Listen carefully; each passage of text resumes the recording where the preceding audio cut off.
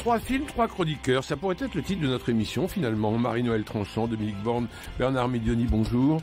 Bonjour. Alors pas tout à fait 3 films ou 3 chroniqueurs, on a fait peut-être que 2 chroniqueurs et pas tout à fait 3 films parce que Marie-Noël, vous voulez nous présenter un documentaire qui s'appelle En toute liberté de Xavier de Lausanne. Oui, c'est comment revivre dans un monde en ruine. C'est En toute liberté, c'est un documentaire sur la radio Al-Salam, une radio indépendante du nord de l'Irak, animée par 7 jeunes journalistes, et Xavier de Lausanne les suit dans leur travail, qui ambitionne de retisser les liens entre les diverses communautés kurdes, yézidis, chrétiennes, sunnites, chiites, déchirées par la guerre. Et vraiment, jamais l'expression animer une radio n'a pris comme ici tout son sens. Tout son sens, c'est donner une âme et une voix à ceux qui ont tout perdu et qui cherchent un nouveau souffle. Et le documentaire est magnifique. Il est à la fois tragique et très vivant. On rencontre des gens extraordinaires. On circule au milieu des ruines, dans des paysages dévastés, mais la vie est là, le désir de paix, de lien, c'est vraiment à voir absolument, vibrant, fraternel, nécessaire. En toute liberté, documentaire donc de Xavier de Lausanne, nécessaire, comme vous venez de le dire, Marie-Noël Tranchant. Nous passons maintenant au film de François Ozon, Mon crime, une distribution épatante, un scénario étincelant. Tout de suite, la bande-annonce. Madeleine Verdier, jeune actrice sans le sou, aurait tué à bout portant le grand producteur Monsieur Montferrand. Encore une fois, il s'agit d'une femme. Le parquet est rempli de crimes non élucidés. Et il m'aura suffi d'un seul interrogatoire pour découvrir la coupable. Je confirme le crime de ma cliente, mais je confirme aussi son innocence. Quand ils connaîtront les détails de son crime, ma petite Madeleine, ils t'admireront. Notre crime serait d'être des hommes. Son crime. Laissez-moi rire. Mon Dieu, ce crime est une atrocité. Mais que voulez-vous? Je lui dois ma fortune. Mon fils, épouser cette Verdier, ce sera un double crime. J'avoue mon crime.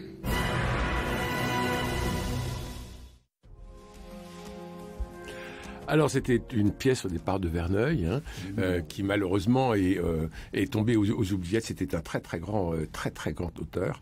Et Ozon reprend ça avec une distribution encore une fois épatante. Et ce que j'ai trouvé moi merveilleux, c'est la direction d'acteurs, parce que Lucchini ne fait pas du Lucchini, Danny Boone ne fait pas du Danny Boone, Isabelle Huppert ne fait pas de l'Isabelle Huppert. On a tout ça de façon très chorale, de façon très belle. Dominique. Ah, c'est magnifique. C'est vraiment sur une trame délicieusement amorale, puisque c'est une femme qui va se faire accuser d'un crime qu'elle n'a pas commis parce qu'elle sait qu'elle sera acquittée et que ça la fait connaître. François Ozon compose une comédie parfaitement ordonnancée, virtuose, sans temps mort, perfection de la forme et du fond, personnage dessiné avec acuité entre caricature et portrait typé. On est en 35 dans une pièce donc de Louis Verneuil, dépoussiérée mais pas trop. On a laissé la patine d'époque. C'est un véritable bijou parce que un délicieux exercice de style comme il s'était amusé à le faire avec 8 femmes, tiré de Robert Thomas. Voilà, c'est drôle, c'est cruel, c'est totalement amoral. C'est le théâtre de boulevard quand celui-ci exprimait un monde, une société et des personnages mis en relief. Et ici, il y a une certaine collection, parce qu'entre le charme de Rebecca Marder, qu'on voit de plus en plus, Nadia Tereszkiewicz, qui est pas très connue, mais qui joue l'héroïne, Isabelle Huppert, bien sûr, Fabrice Lucchini, en juge assez délicieux, Danny Boone, André Dussolier, Las Parales en commissaire de police, Daniel Prévost aussi. Daniel Prévost, merveilleux. C'est très bon aussi. Et Michel Faux.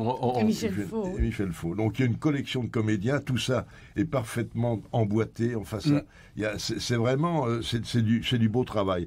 Une fois de plus, on peut le dire avec Ozon, ce créateur protéiforme et surdoué, vraiment. Et il est très doué parce que, quel que soit le domaine qu'il touche, car il n'y a pas de ligne directrice, et lui, dans tous les domaines, c'est réussi. Et là, c'est très réussi.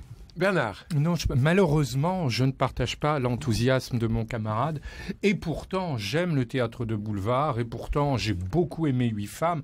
Ça n'est pas totalement dénué de talent, évidemment. Déjà dans la reconstitution, ses costumes, ses décors, ça a un charme obsolète, à la fois alerte et esthète, des déboires, de la gloire, des prétoires qui viennent alimenter une sémillante histoire. Donc ça, c'est tout de même assez plaisant. Et puis les dialogues font montre quand même de distinction et de dérision.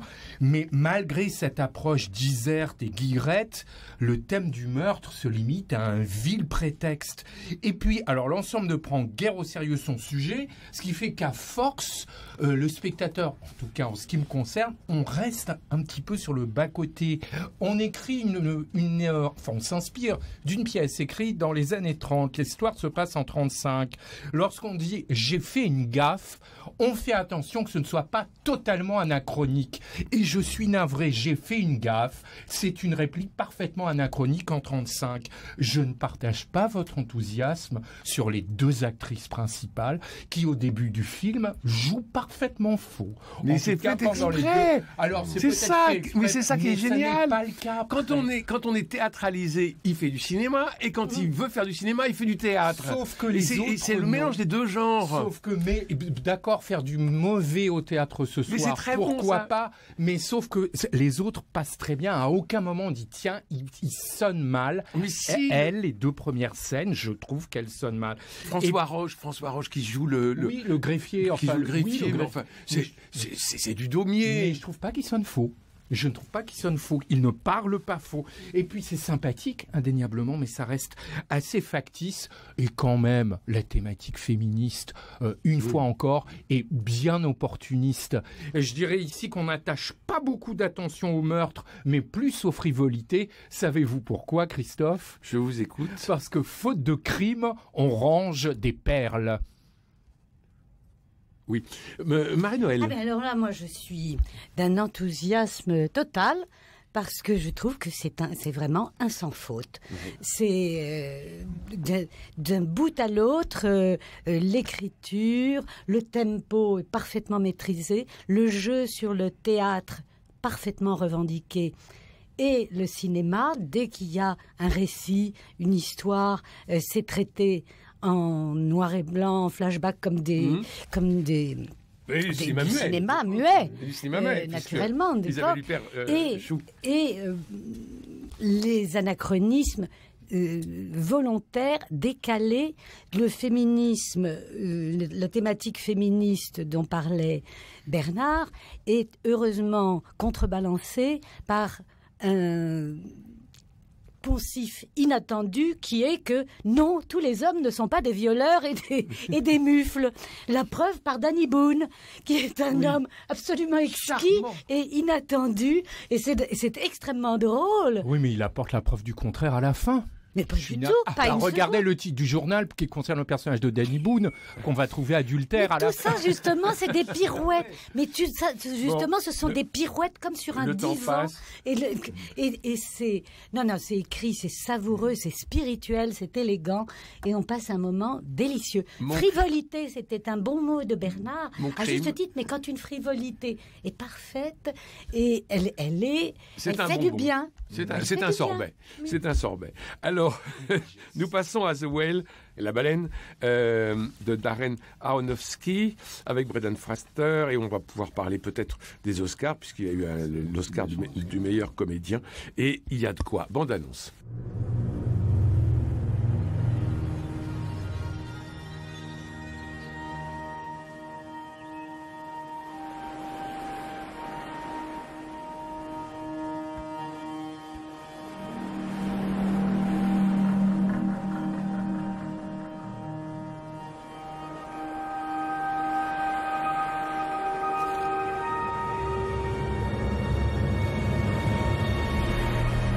Comme vous le voyez, la bande-annonce n'est pas très bavarde.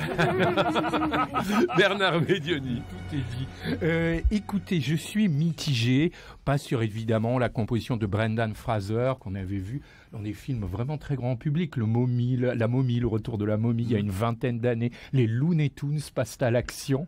Et là, il est dans un registre beaucoup plus grave par Darren Aronofsky, qu'on a vu très inspiré dans Black Swan, beaucoup moins inspiré dans Mother, moins inspiré dans Noé aussi. C'était un peu un coup sur deux. Ici, il adapte une pièce de théâtre. Vous avez deux très jolies scènes. La scène où le professeur, donc le personnage central, retrouve sa femme et ils vont avoir un moment d'une belle intensité douce amère. Et la scène où il va faire une surprise assez cruelle à ses élèves. Et là, c'est vrai qu'il y a quelque chose d'assez saisissant. Il y a un personnage encore davantage que le personnage central, c'est le personnage de la sœur du défunt qui retient toute l'attention parce que elle oscille entre dévouement et désillusion. Et je trouve que c'est un personnage très mature, très contrasté, très, très intelligent. Là, Brendan Fraser méritait indéniablement un Oscar du meilleur acteur, mais l'interprétation est à l'unisson. Et puis, la musique, comme souvent chez Darren Aronofsky, est tourmentée mais éloquente et s'avère convaincante. On a ici le récit d'une double rédemption en parallèle, la rédemption du personnage central et la rédemption d'un jeune fugitif. Je ne veux pas en dire trop. Rappelons quand même que le premier à avoir campé la baleine au cinéma, c'était Gerd Fröbe dans le délicieux Le coup du parapluie de Gérard Houry. Maintenant, ça s'évertue par tous les moyens à susciter l'émotion et peut-être un peu trop. On a encore droit à la scène d'ivresse cannabique qui est propre à un certain cinéma. Ça reste très théâtral et on voit que ça vient d'une pièce de théâtre. Oui, cette pénombre entêtante, ça finit par être assez lassant sur la longueur et puis l'épilogue en fait trop. L'épilogue est outrancier. C'est vraiment préparé votre épilogue. Mon épilogue, c'est quand en ce boulimique se cache une grande héroïne tragique. C'est un peu Jocaste dans le ventre de la baleine. Merci Bernard. Dominique. Oui, on est. Et alors, rappelez-nous l'histoire, parce que Bernard nous a parlé de plein de choses. Mais oui, c'est un huis clos autour d'un obèse de 250 kilos qui ne peut plus bouger, qui attend la mort finalement, parce qu'on sait qu'il est très malade et qui est visité par différentes personnes et qui va essayer de se réconcilier avec sa fille. Il a quitté sa femme, il est homosexuel. Il est maudit, quoi. Il est maudit à tout point de vue. Et ça, c'est ce qui peut être touchant dès le début. Hein. Si l'humanité n'était faite que de monstres à visage humain, car au fond, c'est ça, c'est ce qu'il est. C'est un monstre à visage humain. Mais on est dans la cave du monstre, on n'en sort pas. C'est vrai que c'est un huis clos, on reste dans cet appartement assez sordide, et les gens qui viennent le voir, on sent que Farley, c'est son nom, hein, tente de rattraper la vie, aidé par, il y a une aide médicale, il y a ce soi-disant prêcheur qui s'intéresse à son âme, enfin on peut le croire au début, et puis cette fille qu'il essaie de rattraper et qui ne lui pardonne pas d'avoir quitté sa mère, qui ne lui pardonne pas d'être ce qu'il est. Donc il a tout contre lui, son corps qui l'encombre, son passé, ses élèves qui le déçoivent. Il n'y a plus rien, seule chose, c'est le reflet de Moby Dick d'Herman Melville. Il est un peu la baleine blanche lui aussi. C'est ça. Hein. Et c'est peut-être lui qui va mourir pour ressusciter. Et ça, c'est très beau. Alors maintenant, c'est vrai que la performance de Brendan Fraser, qu'on ne reconnaît pas, car vraiment, on le voit nu avec ces prothèses extraordinaires, on se demande si c'est un vrai obèse ou si c'est un acteur. Ça occulte un petit peu la portée du film, peut-être. Mais je suis pas d'accord avec Bernard, la fin est assez sublimée. Bon, voilà, il s'envole, ben oui, il entre en lévitation, il va vers sa mort, mais une mort sublimée, une mort qui est une rédemption pour lui. Mais c'est pachydermique, néanmoins. J'ai prononcé le mot de rédemption, mais c'est beaucoup trop. Oui, mais je me suis permis de remettre le mot. C'est une rédemption. Marie-Noël. C'est une rédemption, c'est ça, on est d'accord. Marie-Noël. Oui, ce huis clos. C'est un film étrange, en effet. Il y a toute une théâtralité de la solitude, de la distance, de l'enfermement. Et le personnage, je trouve, de Charlie est quand même très prenant et très émouvant. On est et tout de suite en empathie. Oui. Et en même temps, c'est très pénible. C'est très pénible de voir comme ça. Oui. Très pénible, mais il a un visage si doux, des yeux bleus, si bons et si gracieux. Oui, voilà, ça articule un peu la pesanteur, toute la pesanteur d'un corps obèse, pénible à voir.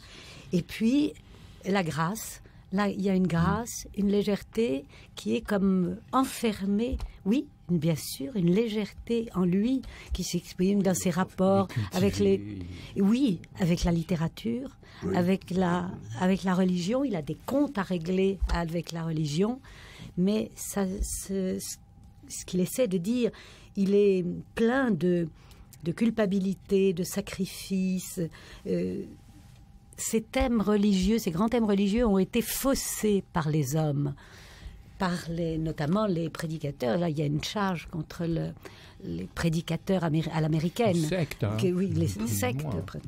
On a l'impression Et qu'il lui, vient il d'échouer. cherche, d'échouer. Il est échoué. Oui, il ça, est... c'est une Mais il cherche la un petit peu vérité. le monstre de la Dolce Vita à la fin sur la, sur la plage. Il cherche la vérité du cœur à travers la littérature et la bonté qu'il exerce, qu'il voudrait pour racheter ses fautes. Et c'est très profond finalement, parce que au fur et à mesure, les personnages reviennent et chaque fois creusent un peu plus ces thèmes existentiels.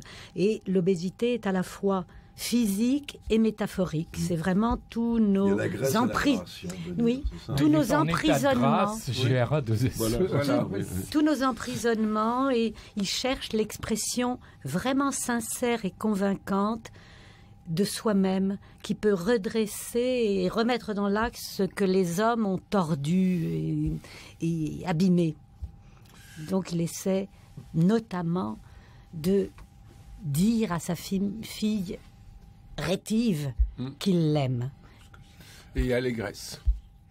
Voilà. Et le film est construit sur ce paradoxe. Je propose maintenant que nous passions aux petites victoires de Mélanie Offray avec Michel Blanc, Julia Piaton et Lionel Abalansky. Entre ses obligations de mère et son rôle d'institutrice au sein du petit village de Kerguen, les journées d'Alice sont bien remplies. Et puis arrive Émile dans sa classe, qui est un sexagénaire au caractère explosif et qui a décidé enfin d'apprendre à lire et à écrire. Et il va rendre le quotidien de la pauvre Alice complètement ingérable. Surtout que Alice, qui n'avait rien vu venir, va devoir aussi sauver son village et en plus son école. On écoute la bande-annonce. J'ai une bonne nouvelle. Je me suis arrangé avec la boulangerie de Boirec. On peut vendre leur pain ici. Je conteste pas, Alice, mais pourquoi on rouvre pas le bistrot? Je crois qu'on détient le record départemental de retraite permis par habitant. Tu l'as toujours, ta tireuse? Qu'est-ce que je vois, Madame le maire? Qui est enterré à côté de mon Marcel? Cette garce de Georgette Moreau. Et alors? Elle a toujours tourné autour de mon mari. Bordel, il y a un trou comme ça dans la chaussée. On attend son tour. Oh, ta gueule, la cocu. J'ai failli escater ma bagnole, faut me réparer ça? Allez, on range les vélos. Ah non! Mais qu'est-ce que vous faites là? Je vais apprendre. Pourquoi tu sais pas lire? C'est jamais rentré dans ma tête et puis après j'ai oublié. A, U. Non. A-U, ça fait O. Bah non, ça fait A-U. Ah non, ça fait O. Et PH, ça fait F. Non, tu déconnes. Non. Tu sais même pas tenir ton crayon, bouffon. Et toi, t'es moche comme ton père. Quel naze. Crétin. T'as Émile Menou à l'école. T'es trop gentille, hein, Alice. Et on lève bien les genoux. Lève les genoux, je te les pète. On peut vivre sans richesse. Oh merde, la voilà. Francis, la tireuse, allez, oh. Allez les gars. Salut, ça va? Ah, Patrick, ça Madame va? le maire. Dans le feu de la jeunesse naissent les plaisirs. Et l'amour fait des prouesses. Vous avez vu ma dictée? Presque sans faute. Juste 12. Monsieur Menou, la cigarette? Bah c'est la récré. Michel Blanc, je trouve, a la même force que lorsqu'il avait fait Monsieur Hir. Ah oui, c'est vraiment c'est vraiment très très très bien. Marie-Noël. Ah oui, il est merveilleux. Il est merveilleux parce que il a d'abord, il a cette poésie et cette profondeur et cette mélancolie et cette drôlerie. Et puis il a des registres de jeu vraiment très divers.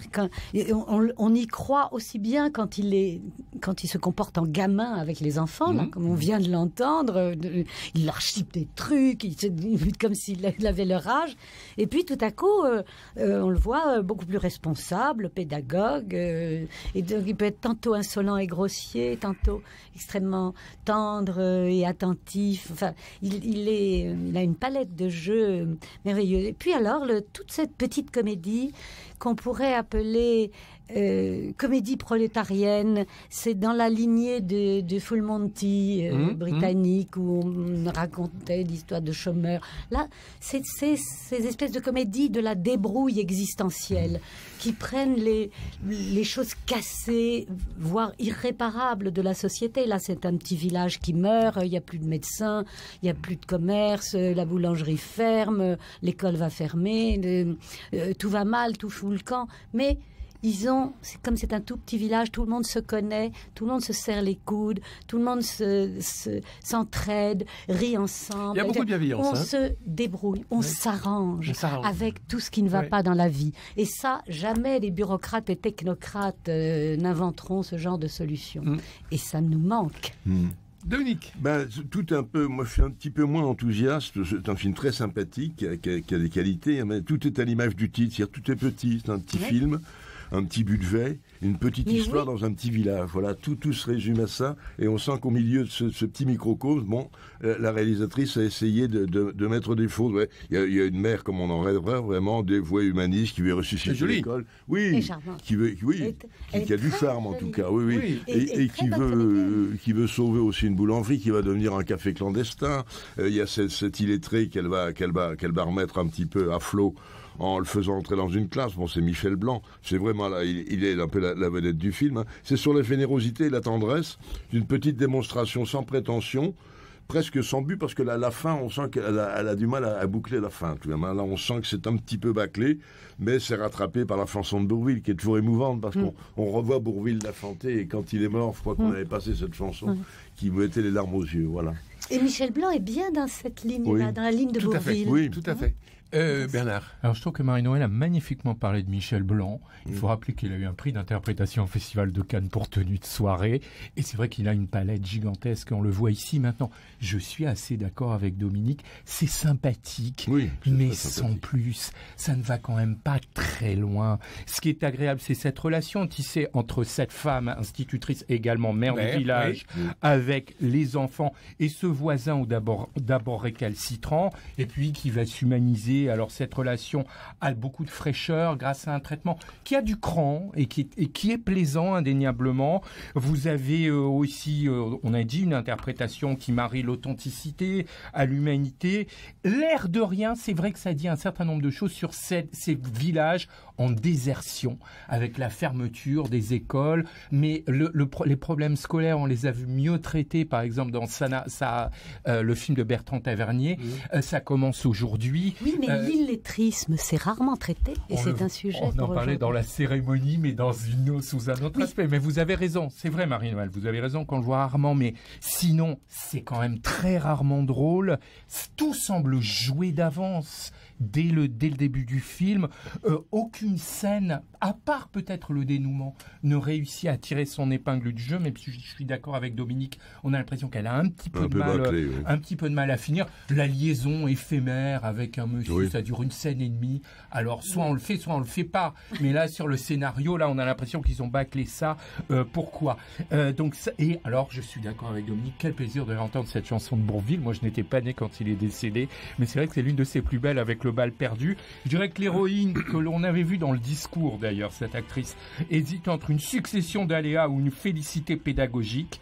Sale passe ou sage classe? Merci Bernard Medioni, merci Marie-Noël Tranchant, merci Dominique Borne. Nous avons parlé de En toute liberté, le documentaire de Xavier de Lausanne, de Mon crime de François Ozon, de The Whale, de Darren Aronofsky et des petites victoires de Mélanie Offray. Il me reste à remercier Cédric Cobat pour la réalisation, François Dieudonné pour l'organisation des studios, Philippe Malpeuch pour le générique, Louis-Marie Picard et Camille Meyer pour la retransmission et l'animation sur les réseaux sociaux. Nous nous retrouverons demain, jeudi, pour un nouveau Culture Club centré sur la spiritualité. Je vous souhaite une très bonne journée, un très bon mercredi. Allons tous au cinéma.